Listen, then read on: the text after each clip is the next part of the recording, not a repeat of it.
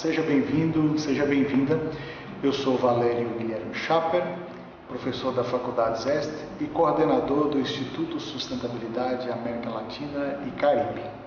Gostaria de convidar você para que se junte a nós num projeto intitulado Tejiendo Redes.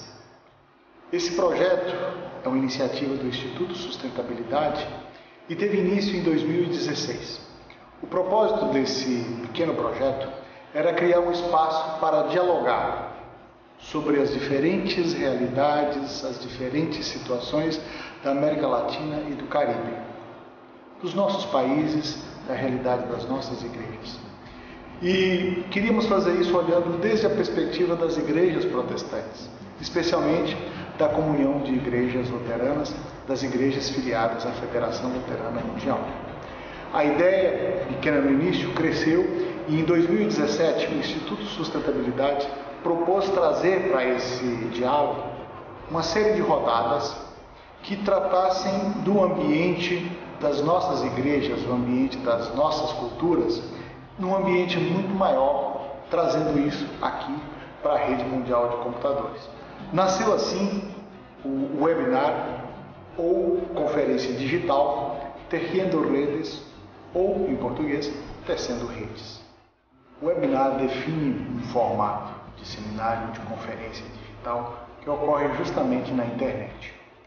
Nesse formato, a comunicação ocorre inicialmente em uma via apenas. Ou seja, as pessoas ou a pessoa convidada apresenta um ponto de vista, apresenta um tema e as demais pessoas na rede assistem. Mas há possibilidade de interação. Além do vídeo que traz a palestra, a conferência ou a opinião da pessoa convidada, há também textos para leitura e há um chat, um fórum, um espaço para diálogo, para debate. Uma pessoa designada pelo Instituto Sustentabilidade moderará as conversas para que a gente tenha um diálogo sempre respeitoso. Nesse ano de 2017, o foco das nossas rodadas de diálogo é justamente o amplo cenário, o complexo cenário dos nossos países e das nossas igrejas na América Latina e no Caribe. Sob o título geral, América Latina e Caribe, Caminhos e Encruzilhadas, nós queremos tratar da inserção das nossas igrejas, das igrejas da comunhão luterana, nos contextos da América Latina e do Caribe, diversos contextos dos nossos países. Sob o título geral, América Latina e Caribe, Caminhos e Encruzilhadas, nós queremos tratar, nessas diversas rodadas, da inserção das nossas igrejas nos nossos contextos e como elas vêm tratando com os fatos mais recentes da cultura, da política, da economia em nossa região. Passemos então a essas rodadas de diálogo. Na rodada de diálogo de hoje, nós queremos conhecer um pouco mais de um dos países do extremo sul da América Latina. Estou falando do Paraguai. Está presente no Paraguai a Igreja Evangélica Rio de la Plata, uma das igrejas filiadas à Federação Luterana Mundial. Para apresentar para nós a realidade do Paraguai, falar um pouco da sua cultura e da inserção desta igreja nesse contexto, está conosco o graduando em Teologia, Jonathan Schubert. Agradeço esse espaço e agradeço também a presença de cada um. Todo mundo me conhece, Jonathan Schubert, sou paraguaio, estou esse ano de intercâmbio aqui. Eu moro numa cidade que o nome dela é Santa Rosa del Mondaú. Mondaú se escreve que nem Monda em inglês, mas não é em inglês, é Guarani mesmo. Digo isso porque é uma cidade onde existem imigrantes brasileiros, a maioria do povo lá é brasileiro, e isso de alguma forma condiciona tudo o que eu vou falar agora, né? Para isso também eu procurei pedir ajuda de alguns companheiros e amigos para que possam me informar e também para ver um pouco como que é a questão do outro lado, né? Então, tá. Paraguai é um dos países, ele e a Bolívia são os únicos dois países que não têm acesso ao mar, como uma referência. Bom, aí tem outras características. tamanho, tem menos de 7 milhões de pessoas, de habitantes, e os dois idiomas oficiais são o espanhol e o guarani. Agora eu falo então dessa questão do guarani. Ao falar do Paraguai, você tem uma questão cultural que você não consegue dividir o que é o paraguaio mesmo e o que vem da tradição guarani mesmo, dos povos nativos guaranis. E nessa forma, a tal ponto é assim que o guarani, como idioma nativo, ele permanece na sociedade e passa a ser um idioma oficial do país. Isso muito graças ao trabalho dos jesuítas no Paraguai também, porque eles estruturaram gramaticalmente o idioma, entre outras coisas. Então, na América é o país onde mais pessoas não indígenas falam um idioma que é indígena nesse caso. Assim, 80% da população paraguaia hoje é bilíngue nesse sentido, né? Guarani e espanhol. Como um exemplo dessa questão cultural também, Guarani é a questão dos alimentos guaranis, ou por exemplo a mandioca e o milho, que eram cultivados por eles, e hoje continua em todo alimento que você tem, alimento típico paraguaio, tem esses ingredientes, né? Como um exemplo. Em questão, a história, brevemente mencionando as duas principais guerras que o Paraguai teve, a Guerra do Chaco, que é posterior à Guerra da Tríplice Aliança. A Guerra da Tríplice Aliança, toda uma história, mas resumindo, Brasil e Argentina e Uruguai se unem em guerra contra o Paraguai e aniquilam o país de alguma forma. Do total da população paraguaia, 80% da população masculina nessa guerra é eliminada, e assim também uns 50% da população, e também tem uma perda de território mesmo. Aí tem uma coisa que fica na história até hoje, é a questão dos Dias das Crianças hoje no Paraguai, né? Que hoje o Dia das Crianças no Paraguai é dia 16 de agosto. Isso porque nesse tempo da Guerra da Tríplice Aliança, se eu não me engano, no ano de 69, já o Paraguai não tendo mais quem pôr na guerra, colocou 3.500 crianças. Então, é uma coisa que hoje, o Dia das Crianças, é um dia de felicidade para as crianças, só que historicamente tem todo esse peso, né? Em total, aí tinha um exército de menos de 7 mil pessoas contra 20 mil do exército dos 3 países, né? Para mencionar isso que, de alguma forma, isso condiciona o Paraguai até hoje, se poderia dizer. Se não fosse isso, o Paraguai hoje, de alguma forma, seria diferente.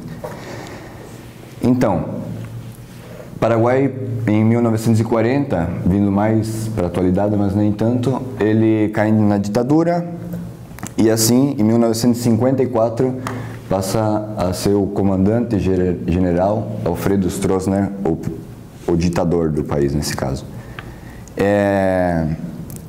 Esse ditador é interessante, eu vou falar muito do Partido Colorado hoje, que é todo um poder político no Paraguai.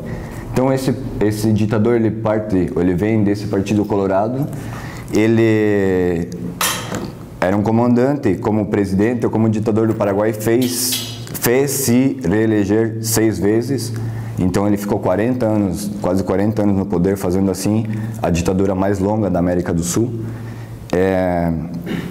Por essa questão, em 1992, na Constituição de 92, tem artigos que rezam que não se pode haver a palavra reeleições nesse caso no presidente do país, né? O presidente do país não pode ser eleito. Isso desde 1992. Comento isso porque tem muito a ver com a coisa que está acontecendo agora, ou faz alguns meses no Paraguai.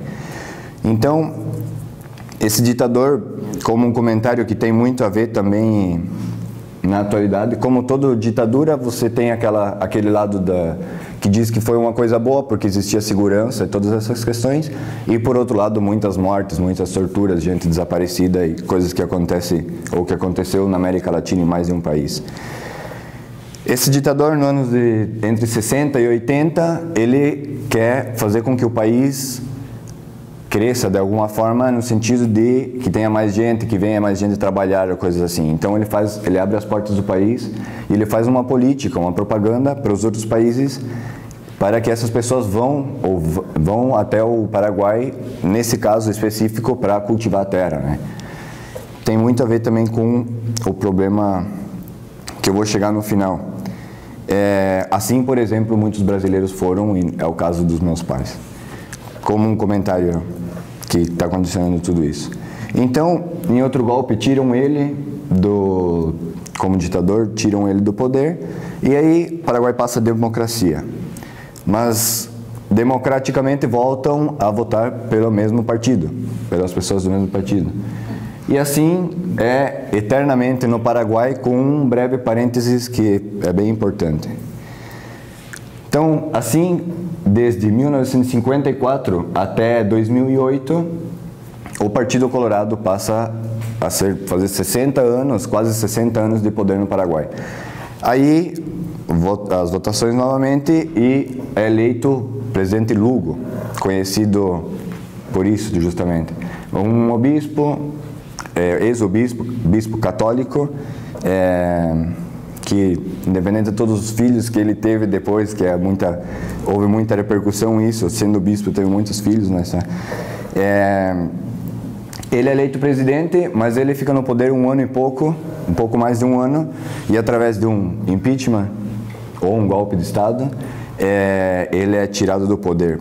Razões, escândalos com questões de apropriação de terra, abusos nessas questões também, e com a chamada Matança de Curuguati, que é uma história mal contada e abandonada, onde 17 pessoas, entre campesinos, campesino é o agricultor paraguaio mesmo, campesinos e policiais, num confronto que os policiais foram até lá para despejar, desalojar, tirar aqueles campesinos de lá, e assim tem troca de tiros e coisas assim, e morrem 17 pessoas. Isso é tudo que se sabe, não se diz nada a respeito, a imprensa não se preocupa com isso, tá bom. Hoje, depois de 5 anos, essa semana agora, a justiça decidiu fazer uma coisa. O que ela fez? Condenar 11 campesinos. Então, tem agora 11 pessoas que estão entre 15 e 30 anos presos, que vão passar a estar presos, como resultado disso, Mas toda uma questão numa terra que num princípio era pública, mas tinha alguém que estava cuidando, os campesinos foram lá, todas essas questões. Então, atualmente, Lugo é destituído, tem um golpe, existe um impeachment, e quem volta ao poder novamente é o Partido Colorado. Horácio Cartes, o presidente atual. Ele sobe ao poder em 2013 e ano que vem, no Paraguai, teremos novas eleições. Por essa razão, agora faz 3 meses, março deste ano, acontece uma coisa muito inusitada, que se une Horácio Cartes com Lugo, e alguns de um grupo e alguns do outro grupo, e se unem com o fim da reeleição do Horácio Cartes, que é o presidente atual. É uma união contraditória, de alguma forma, porque é um de um partido e outro do outro, mas eles se unem com o fim de que o presidente atual seja reeleito. Toda uma treta, todo um problema, porque se unem 25 senadores a portas fechadas, sem a presença do presidente do Senado, para fazer uma emenda na Constituição, uma modificação na Constituição. Logicamente não terminou bem. Essa emenda já foi proposta no passado e não foi rejeitada, porque não pode ser feita, porque é uma questão constitucional, ou não pode ser feita dessa forma. O resultado disso, graças a muitos protestos, a morte de um jovem, um congresso incendiado e muitos conflitos políticos no país, então o presidente vai lá e retira o desejo dele de ser reeleito, a intenção de reeleição. Por enquanto. Esse é, então, o panorama político no Paraguai atualmente. Falando da economia, brevemente, o Paraguai é um país pobre, 22% da população está em pobreza, em extrema pobreza, acho que tem menos de 10%. A maior parte da pobreza é no âmbito rural, 1/4 da pobreza, o resto é no âmbito... Não, ao contrário. A menor parte é uma pobreza no âmbito urbano e o resto é no âmbito rural, a maioria é no âmbito rural. Mas mesmo assim, com essa pobreza, desde 2010, Paraguai vem crescendo economicamente, teve a maior expansão econômica em 2010 de toda a região aqui. Tem uma economia baseada especificamente na agricultura mesmo, mas também a pecuária e outros. Também é muito importante a questão da energia elétrica, que entra muito dinheiro por isso, porque tem duas usinas binacionais, uma com o Brasil e outra com a Argentina. Também a questão da exportação de carne, todas essas coisas. Também todas as obras, falando de vias públicas, estradas e coisas assim, de todas o que existe, a maioria, ou 25%, não a maioria, 25% foi construído nos últimos 5 anos. Então, está de alguma forma crescendo. Tem uma economia estável e tem esse crescimento. Tem a ver com o presidente atual também, porque ele é empresário, então ele leva o país um pouco dessa forma, né? Depois podemos perguntar a questão das dívidas em tudo isso, né? Mas e também a questão da maquila, que tem muito a ver com o brasileiro, porque o Paraguai ele adota não é ele que inventa, mas ele adota esse projeto da maquila, que é que toda empresa que quiser pode ir se instalar no Paraguai, empresa ou fábricas, pensando nesse sentido, mais na industrialização, pode se instalar no Paraguai e não paga nada de imposto das matérias-primas, nem das fábricas ou tudo que eles levam. O que eles pagam é um muito pequeno imposto na exportação, de novo, né? Dessa forma, nos últimos 10 anos, temos 100 empresas brasileiras no Paraguai, mais ou menos. Mais é o Brasil mesmo, mas depois tem também argentinas e outras japonesas ou alemãs ou coisas assim, que vêm de outros lugares. Em âmbitos gerais, existe saúde e educação gratuita, mas é um sim, pero no. Existe, mas é muito precário. Aí você termina optando igual se você pode por coisas nesse sentido, por questões privadas. E aí do âmbito privado existe um abuso também. Como aqui também, um amplo sistema de corrupção. Todos os 3 poderes também, o legislativo, o executivo e o judicial, com um amplo sistema de corrupção entre eles. E, por outro lado, essa questão da permanência perpétua do mesmo partido, né? Isso aqui é muito interessante, mas é muito, não sei, é muito preocupante também, porque para muitos, antes importa que o partido permaneça no poder que o país vá bem. Então, tem muita gente envolvida com isso, tipo, a questão é que você diz, mas democraticamente, mas a maioria está envolvida com isso, então essa é a questão. Isso, nos últimos 70 anos, 68 são no mesmo partido, de alguma forma. Então, existe tudo isso, que por um lado gera muito poder para o mesmo grupo, porque aí, esse é o caso, entrou o Lugo, mas ele não pode fazer nada, porque todos os que tinham que apoiar ele eram do partido contrário, nesse caso, do Partido Colorado. E uma impunidade para esse mesmo grupo, né?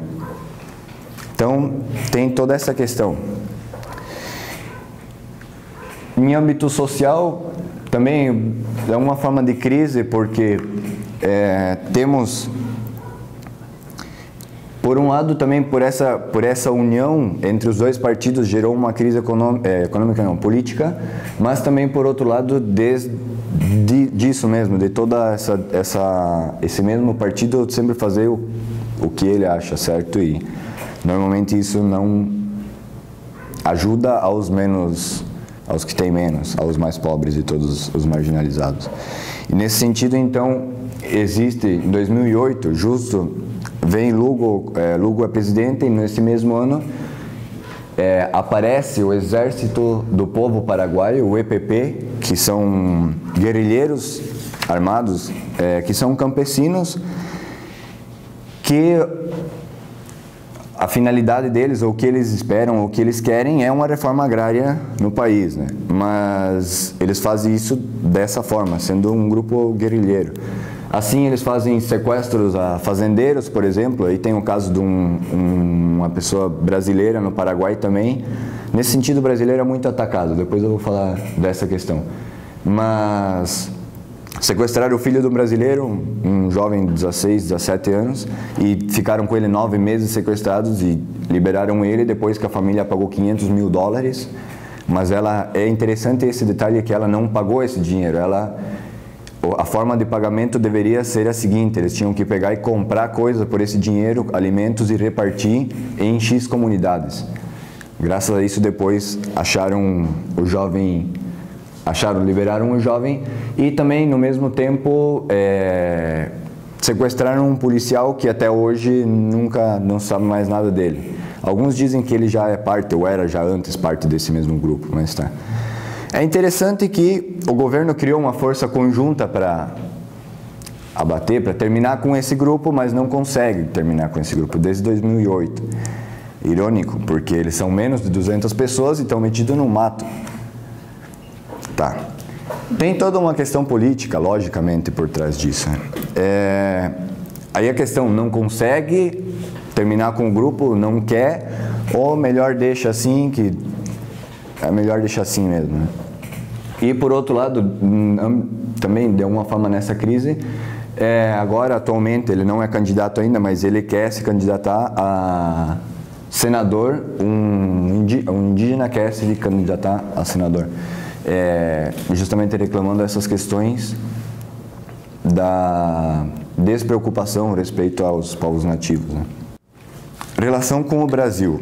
Agora eu faço um grande parênteses porque tem muita coisa aqui. Como eu falei antes, na última ditadura do Paraguai, não sei se eu falei, mas tá, na última ditadura do Paraguai, o ditador, ele abre as portas do país para que entrem pessoas para trabalhar a terra. Tinha gente para trabalhar a terra, mas vamos abrir as portas para vir mais gente. Tá. Como ele fez isso? Dando de presente algumas terras para amigos ou pessoas desse partido político também, ou vendendo a um preço muito baixo outras terras, ou de alguma forma vendendo a empresas, e essas empresas depois venderam a outras pessoas. Digo isso porque assim gerou, é um conceito, já tem até um site que é Terras Malavidas. Malavida é mal conseguida, ou conseguida de uma forma não correta. Então toda a questão no Paraguai gira em torno a isso, porque são terras que ou eram reservas e foram vendidas, ou eram terras onde tinha povos nativos vivendo e foram vendidas, ou terras até que eram, por exemplo, da Força Armada e foram vendidas igual, ou vendidas ou dadas de presente. Esse é o problema. Tem gente que conseguiu a terra grátis e vendeu depois muito caro, toda essa questão.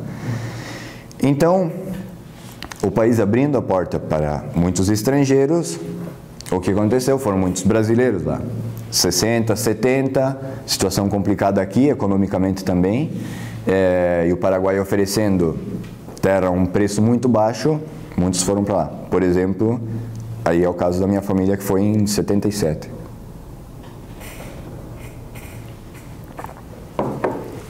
Atualmente no Paraguai tem 400 a 500 mil brasileiros, que são brasileiros ainda, né? Depois tem os filhos, que já são paraguaios, como no meu caso. Só que é muita gente. Não que seja muita gente, mas é um número considerável. Essa questão do brasileiro no Paraguai tem muito a ver com que o Paraguai seja o sexto exportador de soja do mundo, produtor de soja no mundo. Isso é bom, mas traz muitos problemas também. O desmatamento incrível, superfaturação econômica e toda a questão da opressão àqueles que são ou eram o dono das terras, campesinos ou povos nativos. Tem uma questão com o conceito brasiguaio, foram os brasileiros lá e para não ser brasileiros no Paraguai falaram, não, nós somos brasiguaio. E depois, por outro lado, teve pessoas que nasceram lá sendo paraguaios e falaram, não, sou brasiguaio, continuam com esse conceito. Toda uma questão porque o brasileiro, de alguma forma, no Paraguai, ou por muitos paraguaios, ele não é bem visto, justamente por isso. São os estrangeiros que vieram para tirar nossas terras. tem sentido, mas é essa questão. Aí falar que eu sou brasiguaio, eu não sou brasileiro, né? Eu já sou paraguaio também. Mas não, tá bom. É toda essa questão.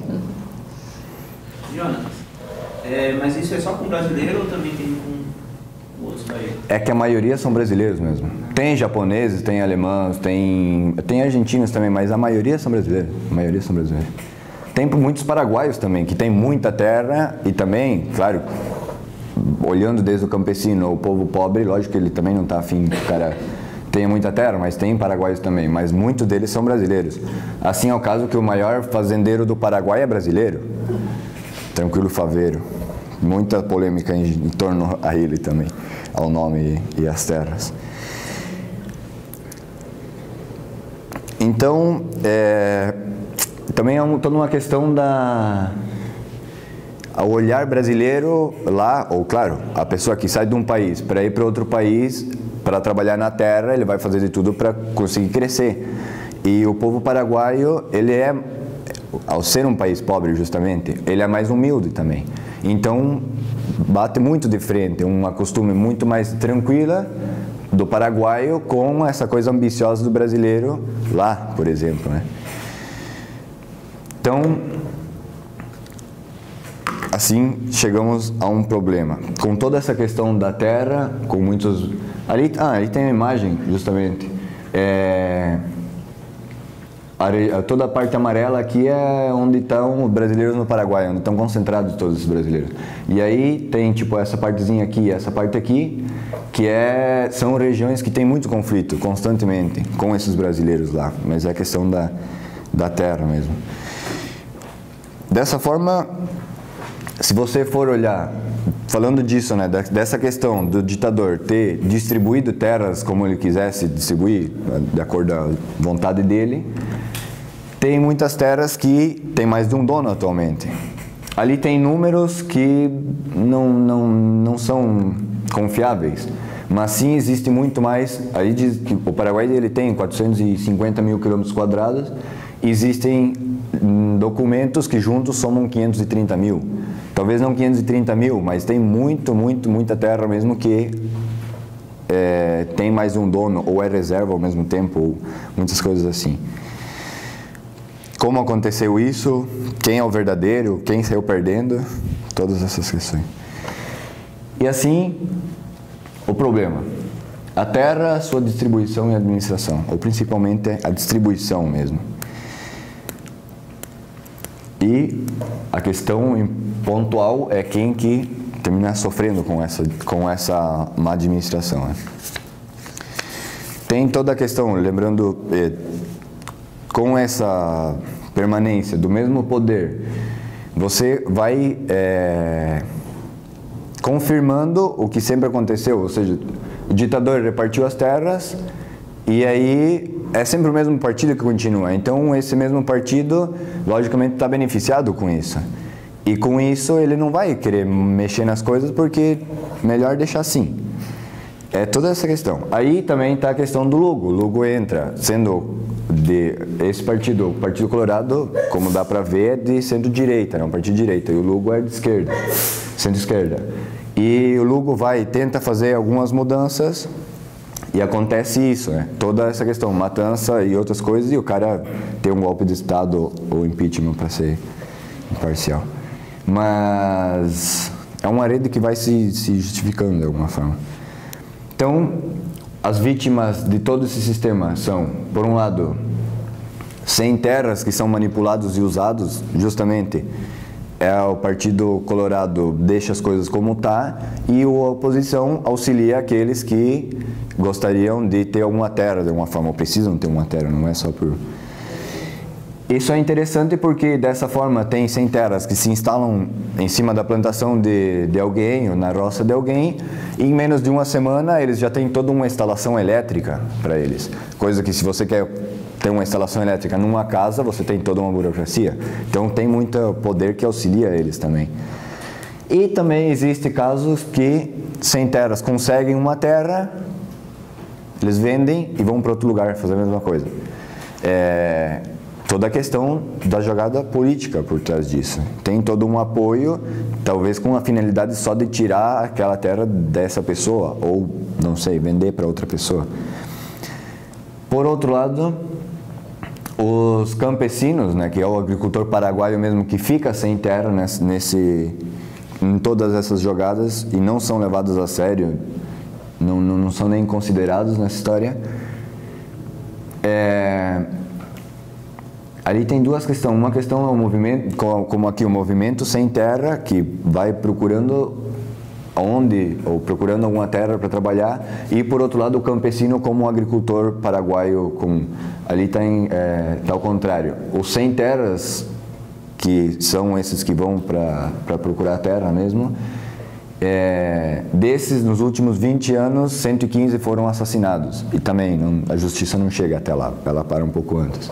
Então existe toda essa questão. E por outro lado, os povos nativos, que eu vou me centrar mais nessa questão.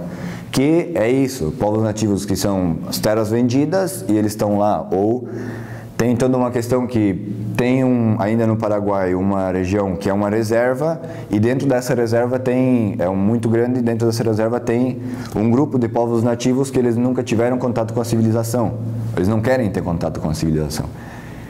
É uma reserva, mas mesmo assim tinha muita coisa em redor, movimento no sentido de empresas que queriam entrar para explorar, para tirar minerais daquela reserva. É uma reserva e tem povos nativos, mas mesmo assim não estão garantidos de segurança, eles não têm a garantia de ter segurança. Dessa forma, muitos povos nativos vão para cidades e terminam caindo na questão de pedir esmola ou até na prostituição, porque a cidade não está preparada para receber eles. E muitas vezes assim também explorados na questão do trabalho e todas essas coisas. Isso. Então, ante o problema, tem um governo que, como convém para eles, deixa as coisas como tá. Também porque é um problema que começar a mexer hoje vai levantar muitas outras questões. Porque de quem realmente são as terras? Porque aí está a questão. Tem uma pessoa que recebeu uma grande porção de terra gratuitamente, pagando muito pouco. E aí depois tem outra pessoa que pagou muito caro por essa mesma terra, e aí, mas antes de tudo isso era a terra do Estado. E aí você vai lá, você deveria tirar a terra do último dono, mas o último dono pagou com talvez todo o seu sofrimento. Então muitos problemas, mais problemas que benefícios talvez, não sei, mas é. Então assim, o governo irresponsável. O que sim tem são ONGs internacionais que vão para o país e que de alguma forma conseguem fazer alguma coisa, e instituições do país mesmo que tem muita ajuda financeira de fora mesmo. O que as igrejas fazem frente a isso? Um caso que eu trago aqui vem do comitê do CIPAE, é o Comitê de Igrejas para Ajudas de Emergência. Então, trago um caso, não dá para ver muito bem, mas é de uma comunidade nativa, que o nome da comunidade é Apavê, está em Concepción, no Paraguai, que justamente sofre tudo isso que nós já vimos falando. A questão do avanço de uma agricultura extensiva, onde pessoas vão comprando propriedades, eles ainda não veem ninguém tocar eles de lá, mas por pouco, porque todo o entorno é isso, para a produção de soja estão desmatando tudo. Depois, por outro lado, também é a questão que estão entrando nos matos, ou nos lugares onde eles estão morando, e estão desmatando tudo para vender madeira. E tudo isso faz com que eles tenham, o que estaria afetado é toda a biodiversidade que eles precisariam para viver, justamente. Então, o que o CIPAE faz ali é auxiliar eles na questão legal, para eles poder permanecer aí, pelo menos que eles tenham um reconhecimento legal, mas também na produção de alimentos, ensinando técnicas de produção para aumentar essa diversidade que se vê afetada justamente pelo desmatamento e por todas essas questões. A última ajuda foi agora faz 3 meses, ou seja, que é um processo que está ativo, que foi a entrega de 10 mil mudas, de 10 mil plantas, né, de vários tipos de espécies, de árvores, de frutas também, com frutas também, para eles poderem contrarrestar um pouco toda essa questão do desmatamento deles. Então, por um lado, isso que é um exemplo mais para ver o trabalho da CIPAI, que é com povos nativos, mas não é exclusivamente com povos nativos. Outra organização é o Oguaçu, que ela trabalha numa região específica do Paraguai, exclusivamente a povos nativos, que são mais ou menos todas as comunidades que o Oguaçu ajuda ou trabalha sobre, um grupo de mais ou menos 3 mil pessoas, 3 mil, nesse caso guaranis também, 3 mil povos nativos, 3 mil pessoas. A Oguaçu é ecumênica também, mas são pessoas, representantes de igrejas que ajudam, não são instituições, não tem igrejas por trás justamente, mas tem ajuda, por exemplo, da Federação Luterana Mundial, ou tem ajuda da Pão para o Mundo, que são organizações, no nosso caso, evangélicas luteranas, que ajudam a instituição, a Oguaçu. Também está ali faz muito tempo, 25 anos, e também começou com toda a questão da ditadura, mas especificamente aos povos nativos, com toda essa questão da terra, já vem se arrastando eternamente, e por isso é uma coisa bem complicada. Eles ajudam especificamente na questão de educação, ensinando ler, escrever, matemáticas, etc., para os povos nativos. Também há uma questão da diversificação de cultivos, para a comida, para a alimentação desses povos nativos. E em 25 anos, a Oguaçu conseguiu auxiliar, ou conseguiu legalizar, ou ajudar a 17 comunidades que eles possam ter o seu reconhecimento legal como povos nativos e que aonde eles estão, onde eles estejam, seja um lugar seguro para eles, que não seja uma terra que a qualquer momento chega alguém e planta soja. Então, dessa forma, como caso eu trago isso mesmo, né, que é uma organização que ela vai mais pelo sentido legal, por essa garantia, mas também em outros casos. Aí tem, como exemplo, não dá para ler, mas é um material de educação feito pelo Oguaçu, que é sobre educação sexual, tudo em Guarani, né? Isso também é importante lembrar que todos esses trabalhos com povos nativos conservam a cultura dele. No Paraguai não seria muito difícil porque o Guarani é um idioma oficial, mas com outras questões da cultura também. Então seria isso. Com um governo que não está preocupado com essas questões, ele de alguma forma teria a resposta para isso, mas daria muito trabalho. E as igrejas individualmente também não conseguem fazer muito, porque é uma questão muito grande.